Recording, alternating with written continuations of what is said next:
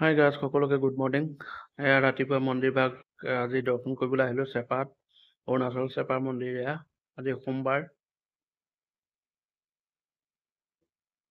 এয়া প্ৰায় পূজা পাতলৰ কাম হৈ আছে। আপোনালোকো আহিব এনেকৈ মন্দিৰ দৰ্শন কৰিব ৰাতিপুৱা। বহুত ভাল, দিনটো ভালে ভালে যায়। গতিকে নেপাহৰিব হৰ হৰ মহাদেৱ লিখিবলৈ। আৰু মোৰ ভিডিঅ'টো যদি ভাল লাগিছে লাইক কমেণ্ট শ্বেয়াৰ কৰিব। আজিলৈ আহিছোঁ, অন্য ভিডিঅ'ত লগ পাম। Bye bye.